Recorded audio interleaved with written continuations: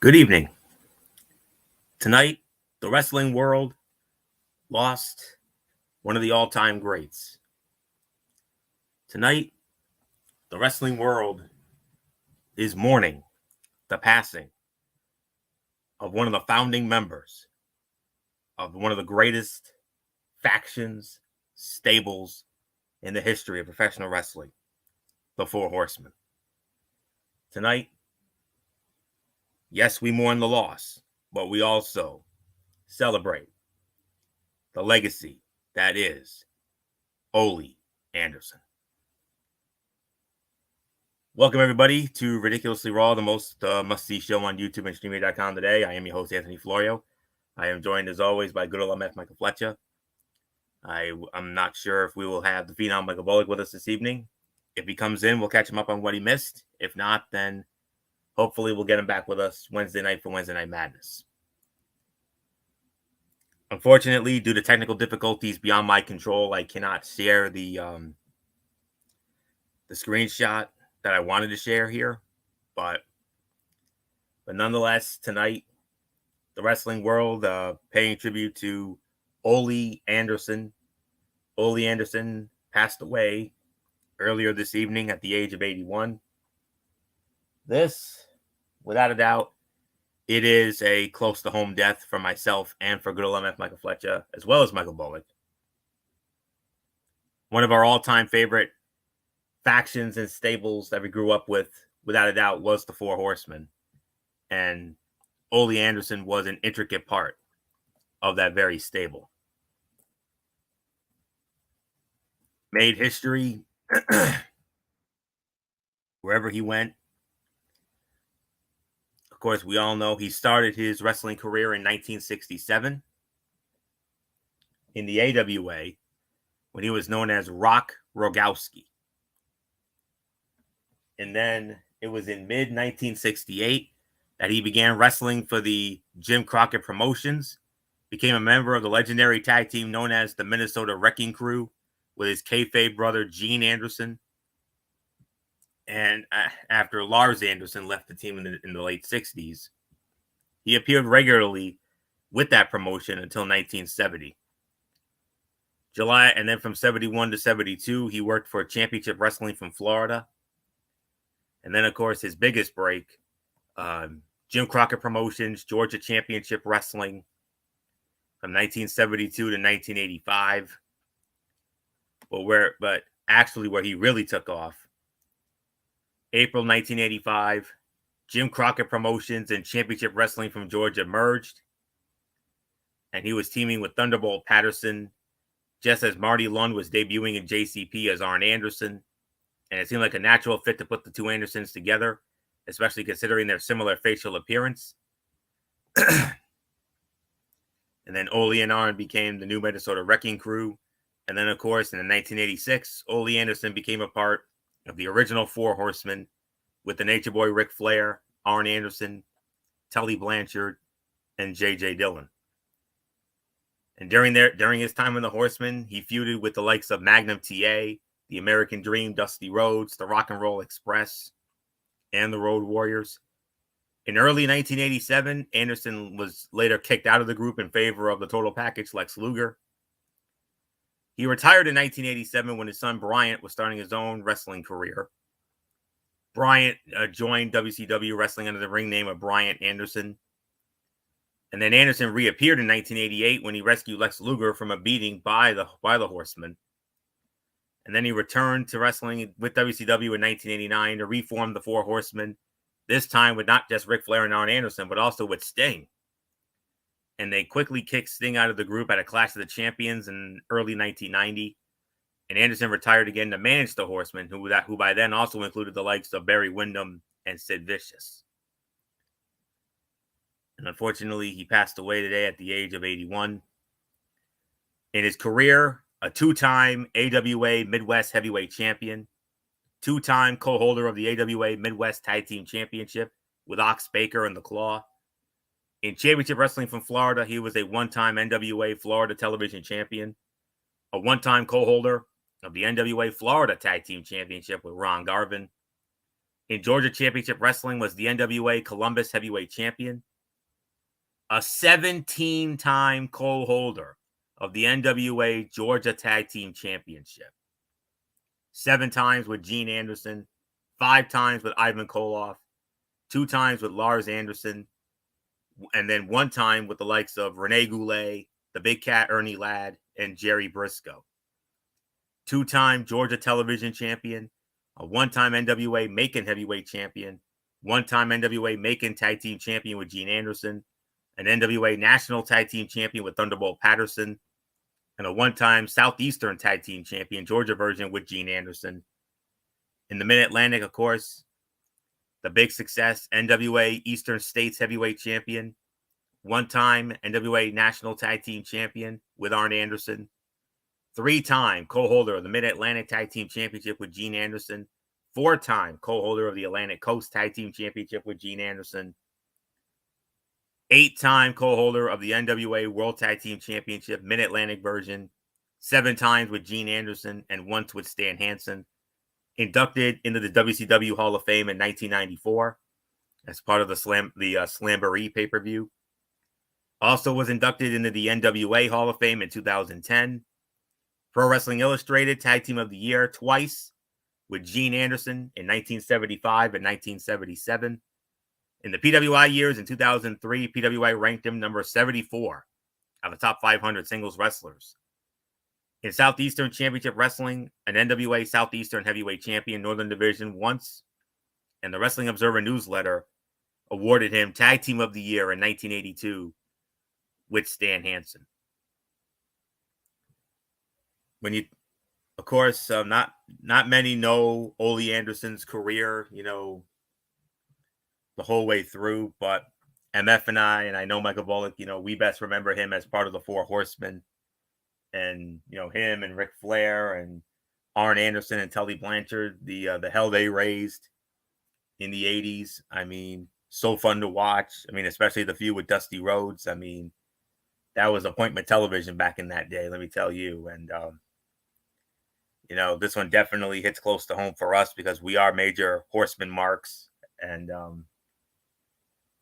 it's never easy when we have to start a show like this, and especially now that we are now officially on the road to WrestleMania.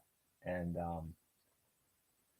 but this is life and these things happen. And of course, our thoughts and our prayers and our condolences to the family, friends, fans, and of course, everybody who was, who worked with Ole Anderson throughout his entire career. And of course, as we always say to Ole Anderson, we simply say, thank you for the memories.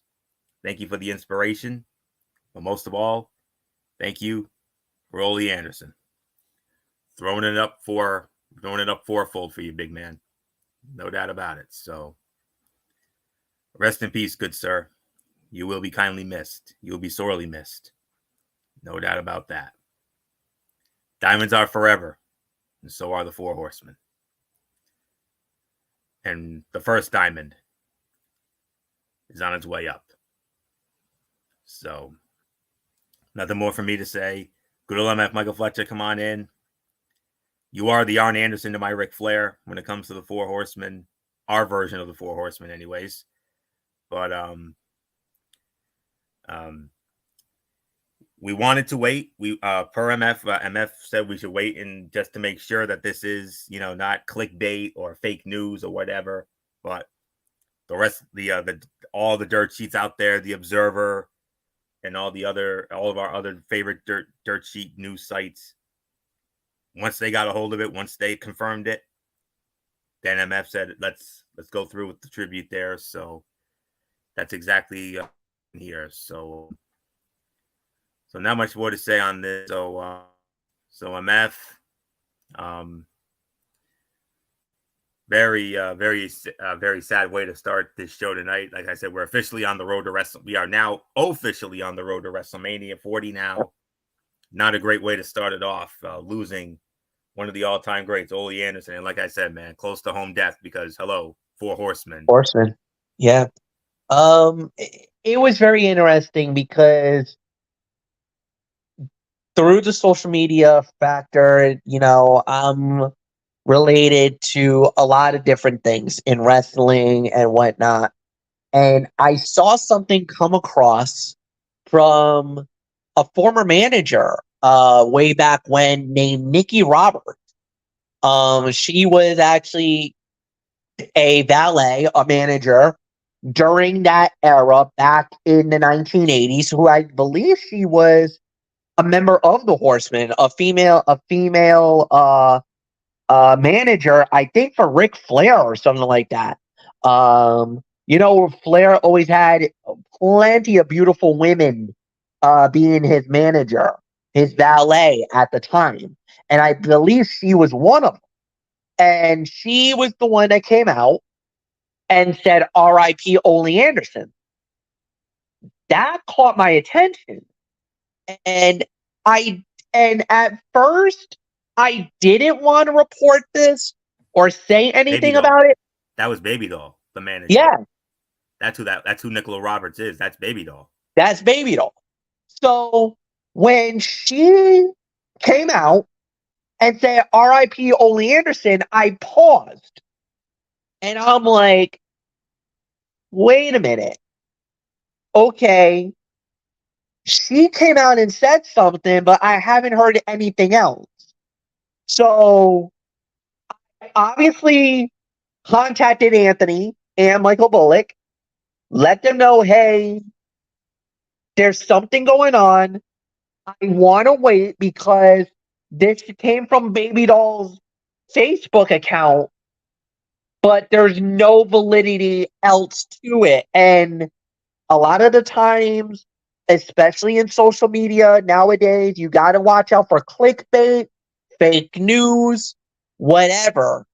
That's why I was very, very, very cautious not to say anything. I was like, I want to wait for something else to pop up. I'll take this at face value, but I need a little more proof. If I can find that we got more, then we'll jump and we'll go. Obviously, Wrestle it was Wrestle Talk, which is one that I listen to all the time on YouTube. They jumped in. Then Dave Meltzer jumped in with the Wrestling Observer. Then the usual suspects of the dirt sheet realm, they started jumping in. At that point, I was like, okay, the Baby Doll post is accurate. It is confirmed. We can move forward and we can do a tribute to Ole Anderson here tonight. And obviously, it hurt. Obviously, this is devastating for us because of the fact of our love for the Four Horsemen. And it really, really, really stinks that this happened. Obviously, our thoughts and prayers are with Ole's family, and we wish them, for the prayers and everything else. And it stinks, man. It was a hard loss, and then, like you said, especially on the road to WrestleMania, that was something that we really didn't think. But hey, yeah, there's really nothing more to add. Anthony Florio, it is all yours, my friend. Let's get into the action. Drew McIntyre cashed his ticket to WrestleMania 40 and a shot at World Heavyweight Champion Seth freaking Rollins by way of his victory Saturday inside the Elimination Chamber.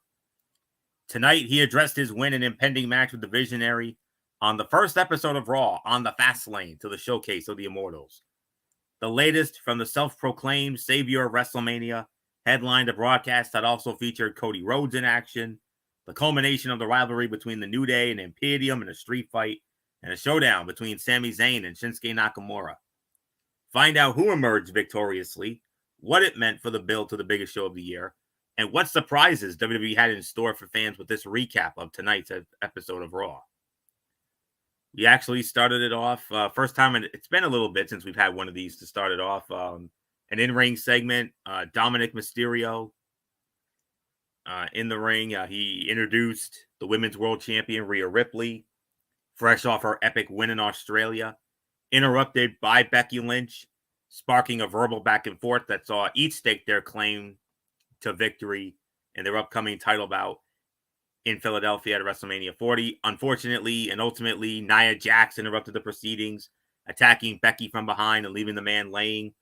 A message to the wrestling world that she is not abandoning her goal of becoming Women's World Champion. Perfectly acceptable opening segment that highlighted one of the top matches on the WrestleMania card while spotlighting two of the most buzzed about athletes from this past Saturday's pay-per-view. Furthermore, it also heated Nia Jax up, ensuring fans that her loss to Rhea Ripley was not a one and done. And then a backstage interview with Jackie Redmond after the break saw Nia vow to defeat Liv Morgan later in the night. Another interested party when it comes to Mommy and her title. And I'll tell you what, the crowd's pop for Rhea Ripley was such a dichotomy to the deafening reaction to Dum Dum. And Ripley referred to Mysterio as her Latino heat, a nice callback to his former storyline dad, Eddie Guerrero. And, nothing really overly to really get into and address here. So as we move on from tonight's edition of Monday Night Raw, which was live tonight from the SAP Center, the Shark Tank in San Jose, California, the home of the San Jose Sharks. Let's start it off let's get into the in-ring action now. As it was Sami Zayn squaring off against Shinsuke Nakamura. And hey, Sami Zayn wins the match. I just got to get the time of the fall. It was in 14 minutes and 55 seconds. Just about 15 minutes for this opener here. Very good match to start it off. This was about 3.5 to 3 3/4 of a star. A desperate Sami Zayn turned the title momentum back in his favor tonight, withstanding a potentially broken rib and the attack of a game opponent to defeat Shinsuke Nakamura. This was a step in the right direction for Sami Zayn, who may very well find himself in a match of significance come WrestleMania 40. Given his history with Drew McIntyre and desire to win the World Heavyweight Championship, it would not be out of the question for him to be added to that title match and inch closer to a second unforgettable WrestleMania moment. Zayn was mega popular in San Jose. The commentary team was all over Sami here, not giving fans any reason to believe that Nakamura had a chance to win the match, despite Shinsuke beating Sami a couple of weeks ago. But nonetheless, another very good match here. 3.5 to 3 3/4 of a star. Great way to start the in-ring action here tonight. So not much more to say there. So MF, Sami Zayn defeating Shinsuke Nakamura 14:55.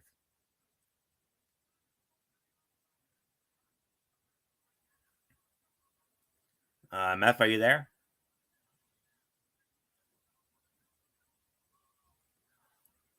All right. I'm guessing MF probably. There No, he is. I'm here. I'm sorry. It just, That's right. I don't know. I think again, whenever you take a long time with this, with the cell phones, it does go into sleep mode, and that's what happened. Went into sleep mode. Good matchup, great battles, great fight, no doubt about it. Could have been a lot better in certain areas, but I'm not gonna complain too much about it. This was simply about 3 to 3.25 stars, maybe even 3.5. So I really got nothing more to say. And yeah, Anthony, it's yours. All right, MF, you'll be leading off on our next relevant thing. We have a cutout here. Raquel Rodriguez squaring off against Chelsea Green. Raquel Rodriguez squashed Chelsea Green in 1 minute and 15 seconds. We're not even going to dignify this. Nothing really more to say there. A lot of backstage stuff afterward. But then we had another in-ring segment. We had Imperium. They cut a promo. Well, Gunther cut a promo anyway. But first, about Raquel Rodriguez there. It was a nice showcase for her. But until Triple H and the creative team do more to give her character traits and a story fans can invest in, she is going to continue to be a star with potential that may go unrecognized to its fullest because of the lack of a connection between the audience and performer. It is not a stretch to say Chelsea Green is in a better spot right now than Rodriguez, but that was a dud. So we're not even gonna. All right, Gunther comes out and he broke the unwritten rule of professional wrestling by claiming there was no one else to challenge him, only to find out that the Judgment Day was interested in proving him wrong. Not just any member of the faction, though. It was Dominic Mysterio who stepped up to Gunther.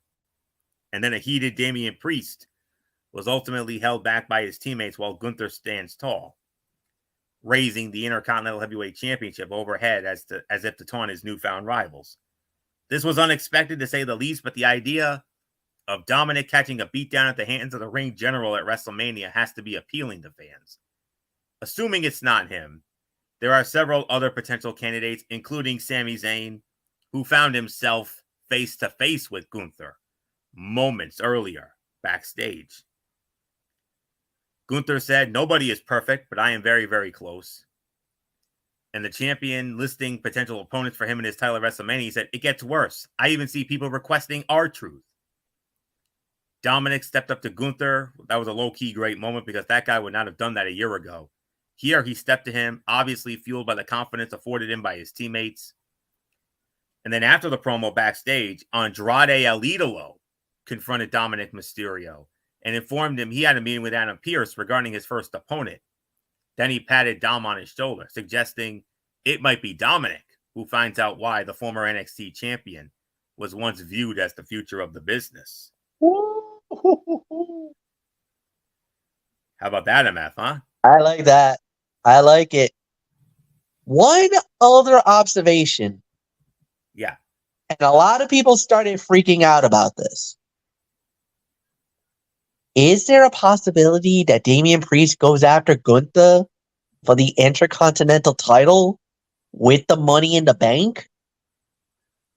Well, we saw it was Austin Theory who used that very briefcase on Seth freaking Rollins in the U.S. title. And I know a lot of people got angry about that. And there's already people that are like, do not do that to Priest. Don't devalue the Money in the Bank by making him try to cash it in on Gunther. But the thing is this. If he does, imagine Damian Priest and what he would do with the Intercontinental Championship. Because you already said, whoever's the one that dethrones Gunther and wins the title, it's going to get a monster push off this. Imagine it being Damian Priest and what that would mean for him if he's the one to end the reign of Gunther and become the Intercontinental Champion. That's something to think about. Because the thing is, well, we'll get into another theory, and I'll go into that a little bit later on. So, yeah. So with that, we move on to our next relevant match here. Kofi Kingston and Xavier Woods of the New Day against Ludwig Kaiser and Giovanni Vinci of Imperium in a street fight. Kaiser and Vinci win the street fight. 18 minutes and 10 seconds. MF, I believe we have our fight of the night right here. We not only got our fight of the night, this was violent. Oh my God. Have you guys gone on social media and saw the welt on the back of Xavier Woods? Oof. Oh my God. I saw it on X and I cringed. That's how bad it is. Like the welt on his shoulder and his back is evident. It is apparent. He got his butt kicked in this fight tonight, man. I don't know how there's some war wounds in there, man. There's war wounds from this fight. This was amazing. 4 to 4.25. You can even make an argument for 4.5. I would not be mad at you. But 4 to 4.25 fight of the night, Florio, go. The match was appropriately punishing with intensity from the baby faces that was off the charts and the cerebral awareness of the heels. There were big spots and bigger bumps, and it certainly looked as though Kofi and Xavier would avenge months of torment by Kaiser and Vinci and secure the win. That was not the case, as an alert Vinci shoved Kofi off the top rope and through a table. Then Kaiser sent Woods into a steel chair and rolled him up for the win. This was a great match and would have been right at home on a pay-per-view. The heels look even more potent and dangerous because they weathered the emotional barrage of their opponents and never lost their cerebral approach, ultimately taking advantage of the slightest openings to score the hard-fought win. Kofi and Xavier got that old-school babyface heat right away by rocking San Jose Sharks jerseys in the home of the NHL squad. Kaiser teased drop-kicking Xavier's head in the ring steps, but Kofi cut him off, a callback to the heels' brutal assault on Kofi a few months back. Woods delivered an elbow drop from the top rope onto Vinci and through a table. Kingston dove through the ropes with a tope suicida while holding a kendo stick and caught Ludwig Kaiser in the face with it. 4.25, 4.5 stars. Fight of the night. There is no question about this. So not much more to say on that. We move on now to yet another cutout.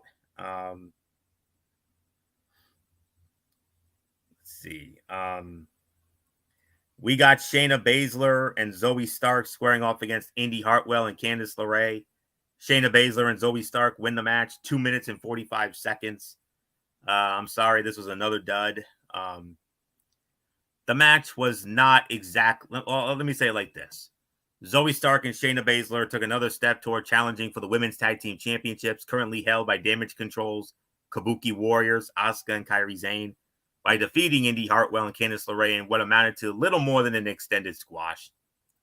The match was not exactly what one would call competitive, with the heels' victory never really in doubt. That there has been little in the way of character development or story advancement for the potential challengers did not help matters, as the crowd has yet to develop a reason to care for Zoe Stark and Shayna Baszler beyond the fact that they are both physically imposing. So I'm sorry, this was another dud. And then we had another in-ring segment. Drew McIntyre cutting a promo. He called out the World Heavyweight Champion, Seth freaking Rollins. And I'll say it like this. Segment of the night right here. There's absolutely no doubt about this one. This was good stuff from both men. Drew McIntyre was great as the antagonistic heel. The guy who once fought for honor and pride has allowed himself to be the very thing he despises. The competitor who benefits on the interference of others to win and is perfectly content with it. Seth Rollins as the Avenger, seeking to end the bigger threat to WWE, even if it costs him the World Heavyweight Championship against Drew McIntyre, works also. Would it work better without the dancing and wild outfits? Probably, but at least he has remained true to the persona he has created for himself. To hell with everything that is going on around him. And McIntyre said, the doctor looked at me and said, Drew, you're hurt. There's a chance you don't make WrestleMania.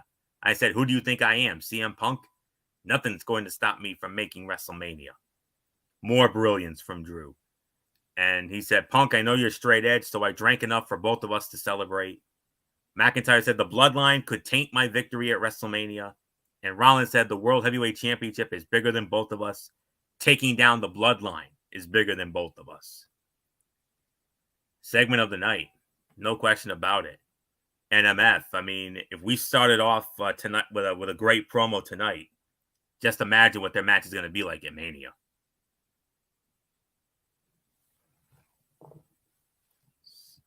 Absolutely. And the fact of the matter is that they played their cards so good.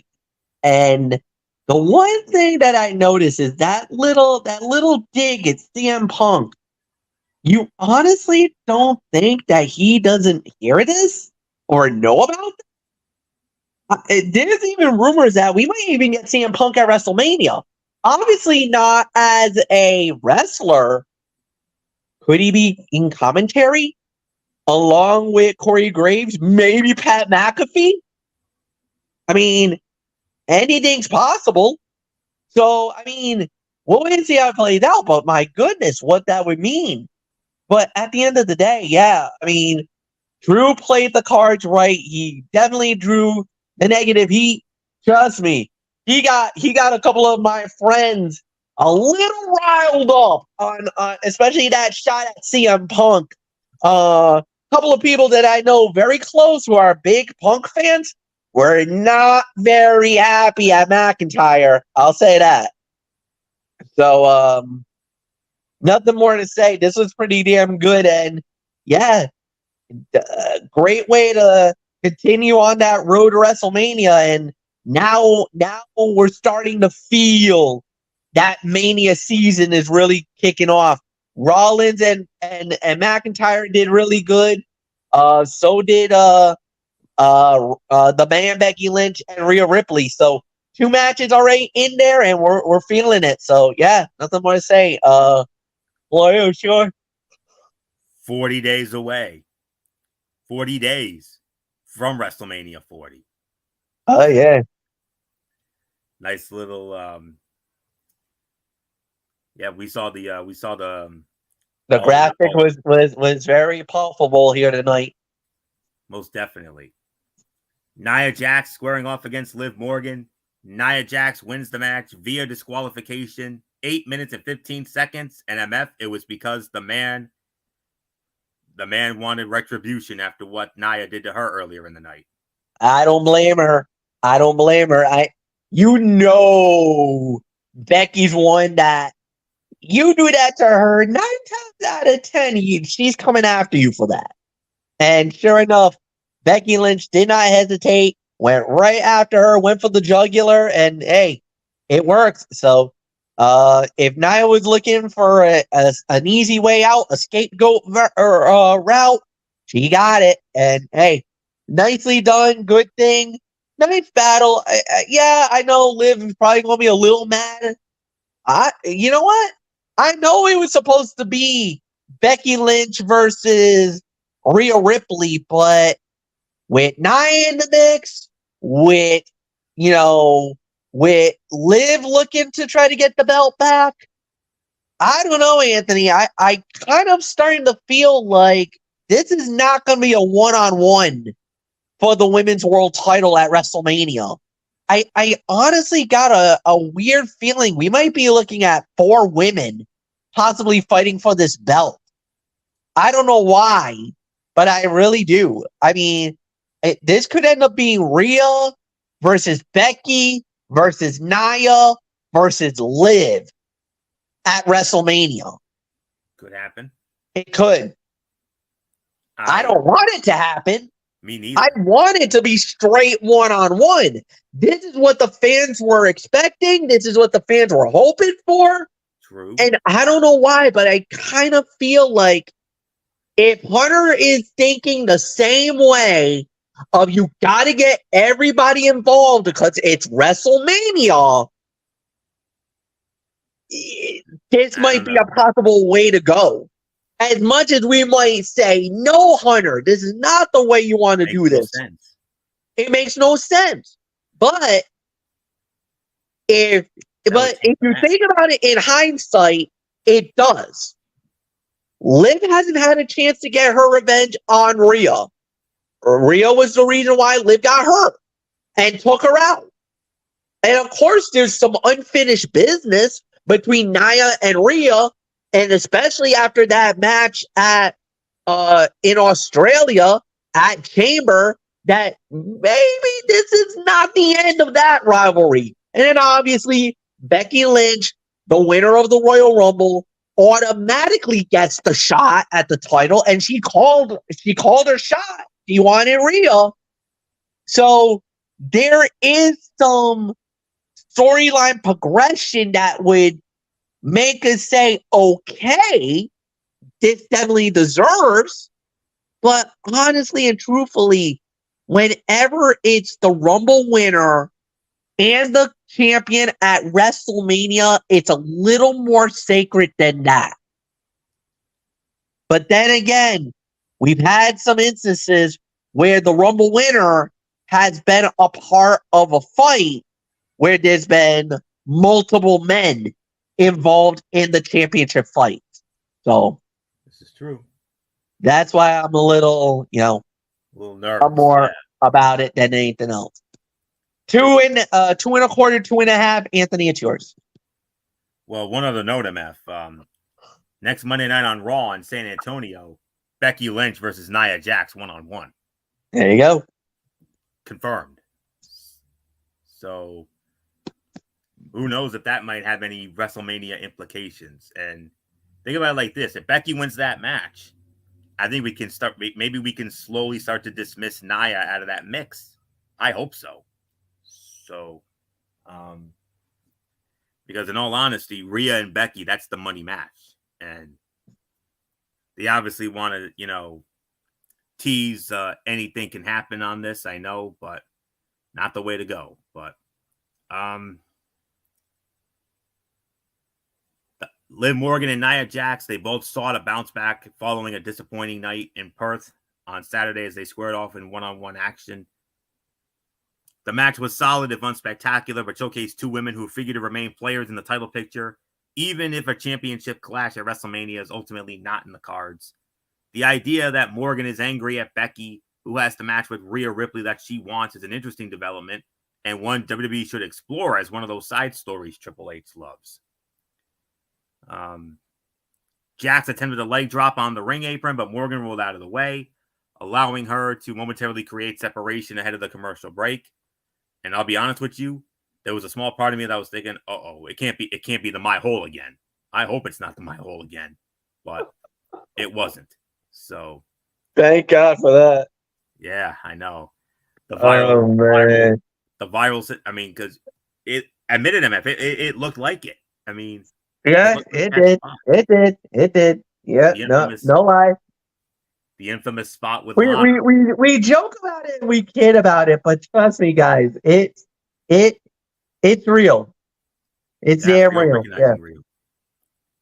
Real recognizing real, and yeah, I mean, it was almost it was eerily similar to the infamous My Hole from 3 years ago. Yes. But thankfully, she didn't say it. I thought she was going to say it for a moment, but I'll admit it crossed my mind when I saw it. Mm-hmm. Anyways, Nia crashed shoulder first into the ring post, but recovered quickly, caught Liv, and drove her into the same post. And Liv Morgan appeared to be frustrated, enraged even, that Becky Lynch cost her a potential win. 2.5 stars, I agree with that. And then we move on. In addition to Becky Lynch and Nia Jax next Monday night on Raw in San Antonio, another big main event match. Main event Jey Uso versus Drew McIntyre, 1-on-1. So we got two good ones next week. Main event of the evening, the American Nightmare, Cody Rhodes, squaring off against Grayson Waller, who had Austin Theory in his corner. No surprise here. Cody Rhodes wins the match, 7 minutes and 55 seconds. But after the match was over, Paul Heyman comes out with 3 hired henchmen.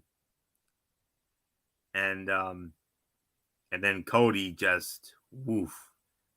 So all right. Cody Rhodes continued his momentous run to WrestleMania 40, defeating Grayson Waller in relatively short order tonight.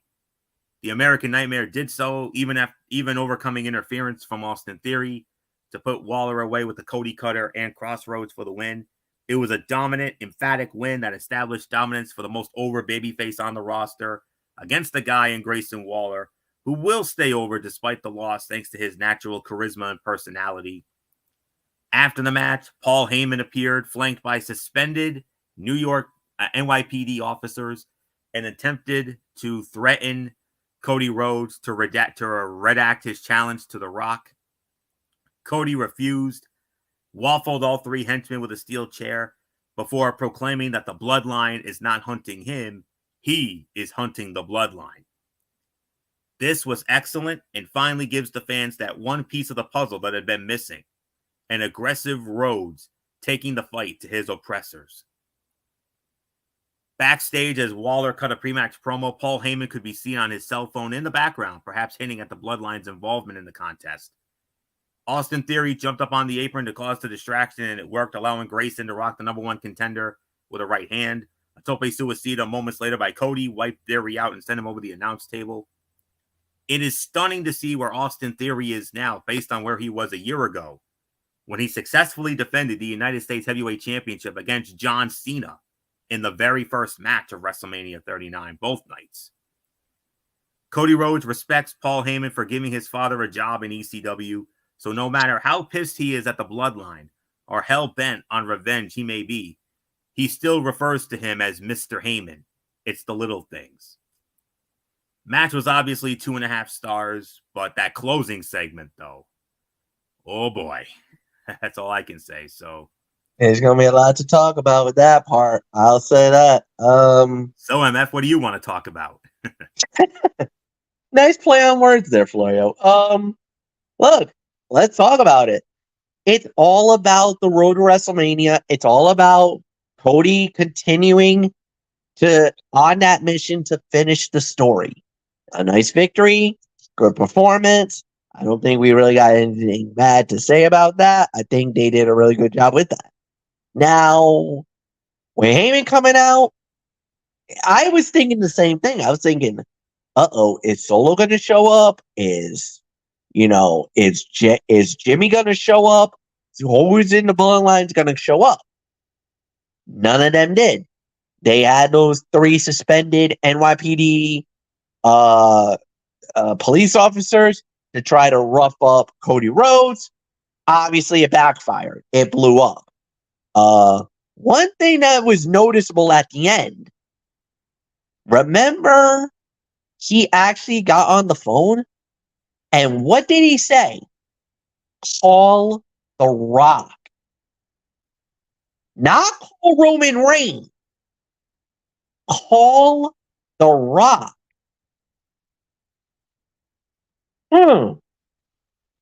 Well, actually, what? He said he actually did say call Roman Reigns and then call The Rock.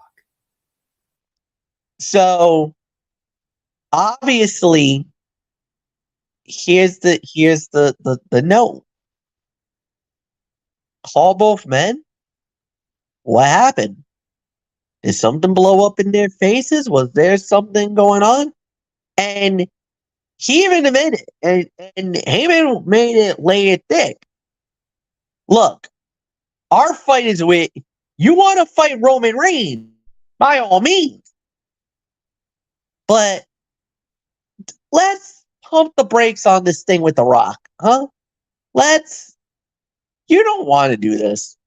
You know you don't want to do this because, and Cody was steadfast. He's like, I'm done with playing games. I'm done with the BS. If the Bloodline is here, show up. Show your face. They weren't there. Cody tried to call their bluff, but they weren't bluffing. They're not there. Sorry, Cody, you're going to have to wait another night to get your hands on them. But, but let's just say the message was sent loud and clear.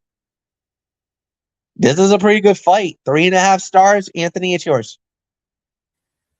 All right. And let's also not forget, before we get into our overall review, MF, which you'll be starting on in a moment, let's also not forget that The Rock is going to be on SmackDown each of the next 3 weeks.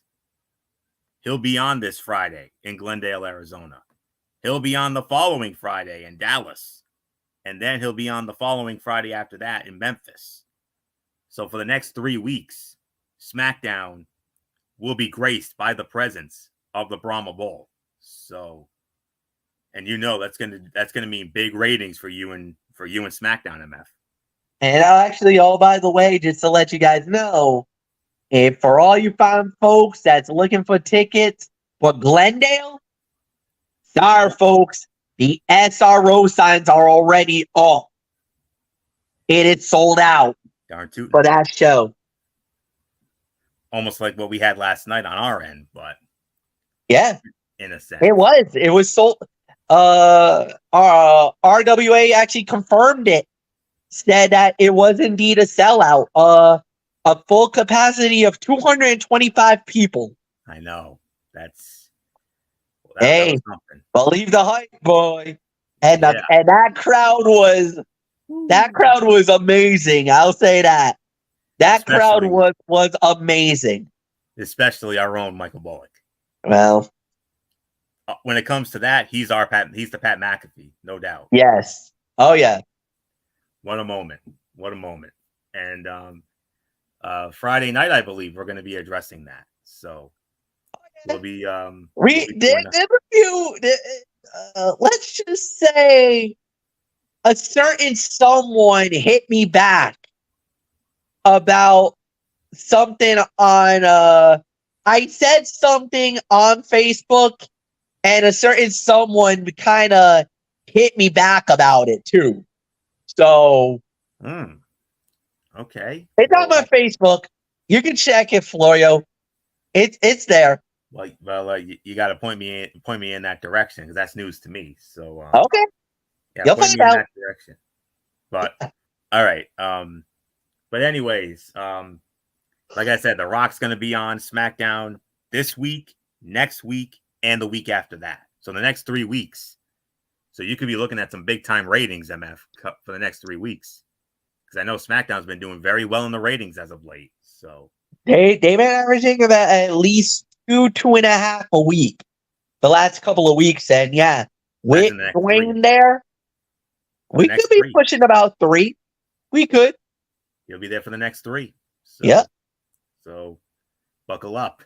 All right, MF. Overall review of tonight's Raw from the Shark Tank.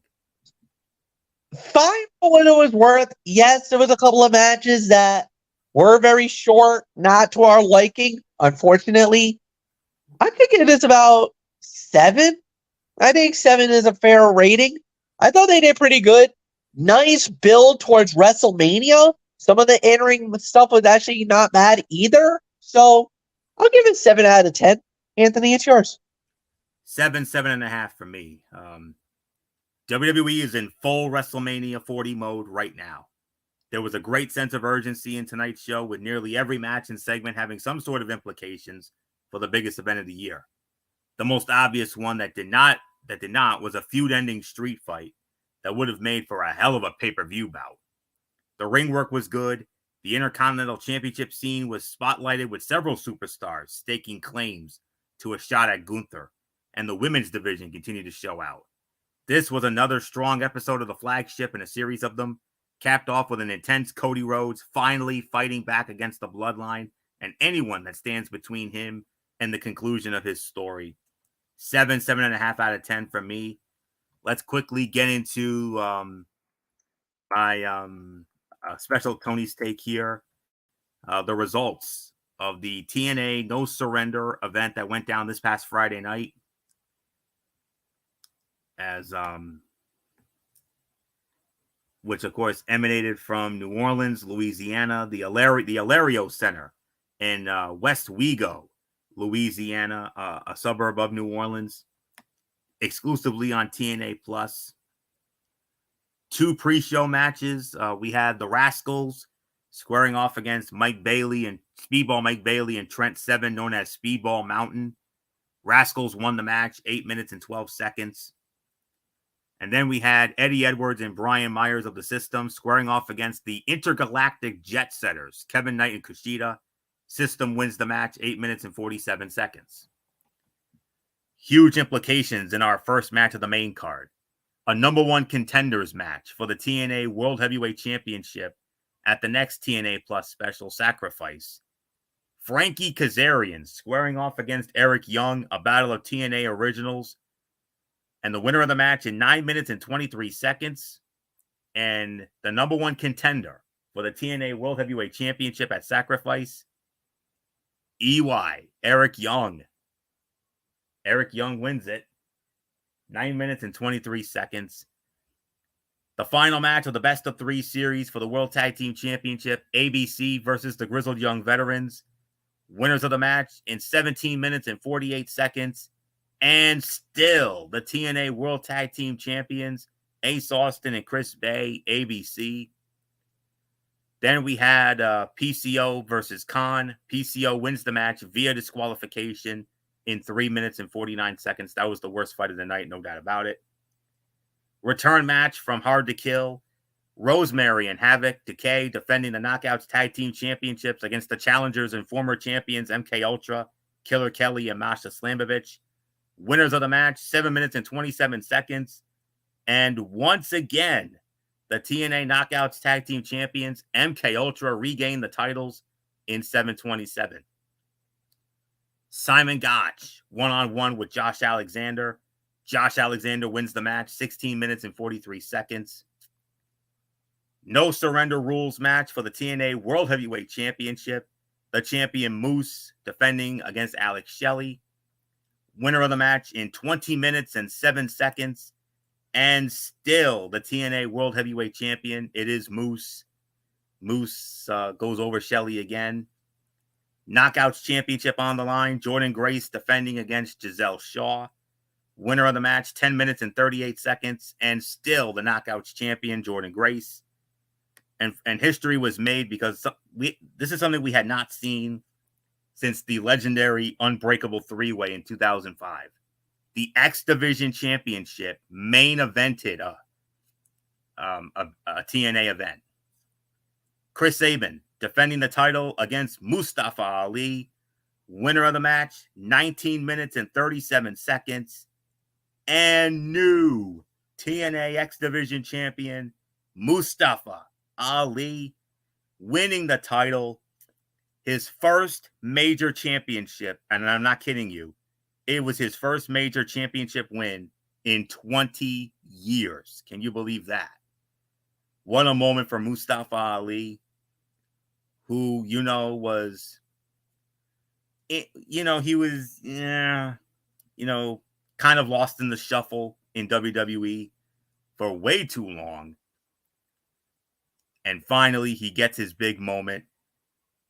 I mean, it's one thing when you main event a pay-per-view, but also to win a title. I mean, special moment, and I'm so happy for Mustafa Ali. He deserves this moment after all those near misses he had in WWE and being kind of like that annoying background player. But he ain't in the background. He's now the face of the X Division, and rightfully so. I'm going to go as far as to say this is hands down the biggest win of his entire wrestling career. He never did anything this big in WWE. No. WWE's loss was TNA's gain. And in one match, they made him look like a big star. WWE, you blew it with this guy. Let me tell you. So, big moment for Mustafa Ali. I'm so happy for this young man. He deserves it. And he is now the new TNA X Division champion. Special moment indeed. So, all right. With that being said, that will put the bow on this edition of Ridiculously Raw. We want to thank you all so very much for tuning in as always. We will be back with you Wednesday night at around the 10:30 mark for Wednesday Night Madness. MF will have that. It's NXT, but of course it's also Revolution Week for AEW. It's the Revolution Go Home show on Wednesday night. And then on Friday, we're gonna do another special wrestling show because we got another pay-per-view coming up this weekend. Cerebral Smack Talk, Friday Night SmackDown. We'll also preview the AEW Revolution pay-per-view. And we will also share our experiences from the RWA Renegade Rumble that went down last night at the Our Lady of Rosary Church here in Providence. And what a show it was. And wait till you hear how that Renegade Rumble went. Oh, let me tell you. That's all I can say. That'll be on Friday. And then next Monday night, we do it all again, Ridiculously Raw, as we continue on the road to the 40th anniversary of WrestleMania. So that's it. So until Wednesday night for Wednesday Night Madness, it's Anthony Florio here for Good Old MF Michael Fletcher, and in spirit, the Phenom Michael Volek. And of course, always and forever, the first lady of our show, the one and only Twisted Angel, Dee Dee Woodson. You know the routine, everybody. Thumbs up. Talk to you later. Yeah. Throw it up Fortune 4 style. Bye for now, my friends. God bless. Be good to each other. Have a blessed couple of days. And until Wednesday night for Wednesday Night Madness, you've been watching Ridiculously Raw right here on the Tone 25 on YouTube and StreamYard.com. And remember, my friends, no matter what anyone tells you beyond anything else, wrestling is indeed actually real. For everybody who has been a part of this one, for now, Anthony Florio, so long. Bye, everybody. Bye. And for one last time, Ole Anderson, for you, brother. Rest in peace. Good night for Ridiculously Raw.